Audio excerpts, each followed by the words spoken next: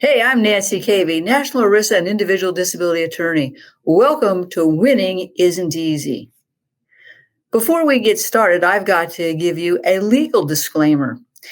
This podcast is not legal advice. The Florida Bar says I have to say it, and I've said it, but nothing will ever prevent me from giving you the easy to understand information about the long-term disability claims process and the games that disability carriers will play to try to deny or terminate your benefits. But before we get started, I'm going to tell you what we're going to be talking about. We're going to be exploring some key tips when it comes to navigating your ERISA disability insurance benefits. And I'm going to talk about three things. One, tips to identifying and maximizing your ERISA disability insurance benefits. Two, more tips to identifying and maximizing your ERISA disability insurance benefits. And three, tips to identifying and maximizing your insurance benefits, the internal benefits that you may not have thought about it. So before we get started, let's take a break. Have you been robbed of your peace of mind from your disability insurance carrier? You owe it to yourself to get a copy of Robbed of Your Peace of Mind, which provides you with everything you need to know about the long-term disability claim process. Request your free copy of the book at kvlaw.com today. Welcome back to Winning Isn't Easy. Let's talk about tips to identifying and maximizing your ERISA disability insurance benefits. Can you afford to stop working and apply for your ERISA disability insurance benefits? How's this going to impact your financial security and your ability to maintain your lifestyle? What happens if your claim is denied or terminated? Are you going to end up on the street? These are great questions and questions that I commonly get. And in this three-part series, you're going to learn that the answer will depend on your personal and unique situation. And in large measure, it's going to depend on the terms of your ERISA disability insurance policy or plan. So let's start out by talking about the sources of money or income that you might be eligible for as a result of your disability. And in my view, there are 8 sources of income that you might be eligible for, again, based on your personal situation. The first 4 are external sources of benefits, and the last 4 are internal sources of income. Now, you might be eligible for some or none of these or a combination of them, but I want you to listen to this list and think about your own personal unique situation. To get started, we're going to need a copy of your ERISA disability insurance policy or plan to determine what benefits you purchased. Is there any legal reduction in the amount of those benefits? Are there limits on how long you can collect these benefits? Can and how your benefits legally be reduced by the disability insurance carrier plan? Now, you're also going to need a copy of any retirement or pension documents, as there can be an interaction between your disability insurance claim and these retirement benefits. So once you've got all this information together, let's get to it. What are the 4 external sources of income? Now, these 4 sources of income can be, number 1, employer-provided benefits. So to figure out what employer-provided benefits you might have, you may want to get a copy of your employee handbook, summary plan description, or policy from your human resources department. Don't forget to ask for a copy of your group health plan, your pension plan, and any COBRA documents as you need to convert your group health insurance to an individual plan. So then I want you to take a look at your paycheck. I want you to determine what employer or voluntary deductions are being made from your paycheck. Now, that would give you an excellent idea of what benefits that you in fact have, what you've elected, or what you're being provided voluntarily by your employer. That leads me to the next point. What are the common employer-provided benefits that you might be eligible for? So tick this off of your list here.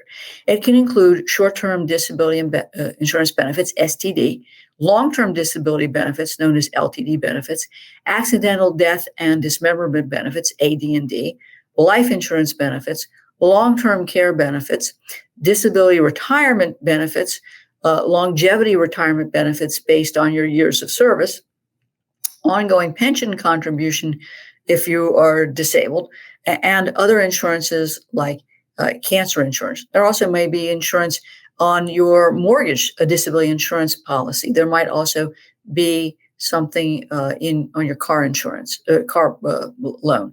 So you need to understand all these sources.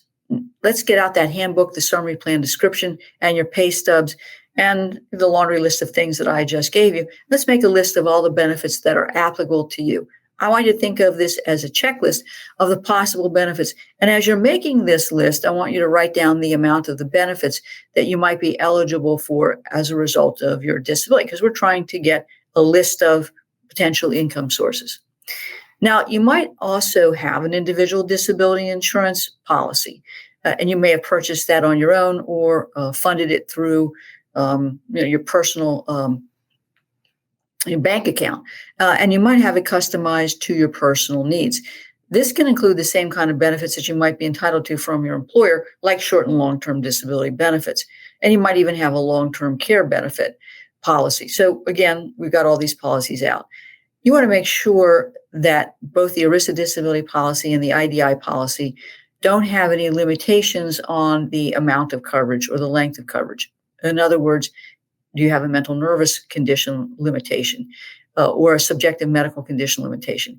Does the policy or plan provide for the reduction of your benefits by the receipt of Social Security or that of your children? Does it provide for any offset for any other disability insurance policies that you might be eligible for? So there can be an offset between the disability insurance policies. Now, since you've negotiated the terms of your IDI claim policy, you want to know what you've bought many, many years ago, because what I normally see is people don't remember what they bought.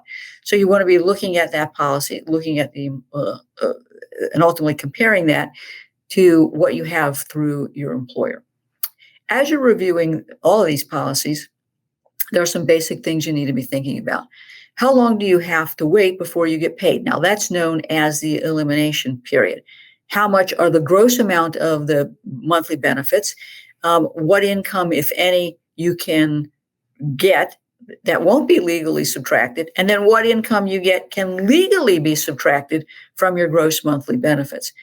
Whether there are any limitations, as I've said, on how long you can collect the benefits because of certain medical conditions like depression, fibromyalgia, subjective conditions. But when does the benefit terminate based on your age? So you got to figure out how many years of eligibility we have here. Whether there's a waiver of the premium provision so that you don't have to pay your disability, maybe your life insurance premiums, so long as you continue to meet the applicable definition of disability. As you're looking at the policy, is there a cost of living adjustment that's going to increase the amount of your monthly benefits? Is there going to be any income that you can earn while disabled that is indexed that will impact the amount of your benefits? Whether your benefits are taxable. And as I said, when your benefits are ended. So you're trying to get the lay of the land here in terms of how much, how long is it taxable. So you're getting the calculation of your ERISA disability employer provided benefits and your individual benefits. Now, as I said, you may also want to check for other individual benefits that you might have purchased. I see people sometimes will have gotten mortgage disability insurance benefits, or they've purchased a car and there is in that note disability insurance coverage that would make the payment if you couldn't work. Obviously, that's really, really important. And you have to understand, obviously, in that policy or plan, the definition of disability and any limits. So you may have to run out, stop this video, go get some more policies, certainly make a call to the mortgage company or to the car loan people, see if you got the coverage, check your mortgage statement, your car loan statement, and if so, get those policies or plans. Now, we're putting this together, and as I said, in an Excel spreadsheet, and we want to make sure that you've got all of these policies listed as we've talked about, because we don't want to miss anything. Now, one of the other things that is important is if you have group insurance, you need to understand the cost of converting that group insurance policy to an individual policy, because obviously it's important that you maintain that insurance for your own personal needs, but that of your family. You may have to look in the open market for health insurance coverage, but you need to know the cost of that. Remember, you've got to have coverage because you need it, but because these policies generally require ongoing medical treatment. Are you making that Excel spreadsheet? If not, it's time to do so because we're going to be filling in some numbers, and those numbers are going to be crucial for us to understand your income. Now, in my next segment, I'm going to talk about the two other external sources of income, such as governmental benefits and retirement benefits. And in the third segment, we're going to be talking about the four types of internal income that we need to address. Because obviously we're interested in maximizing the income, but at the end of the day, understanding how much is going to be coming into your house. Got it? Let's take a break.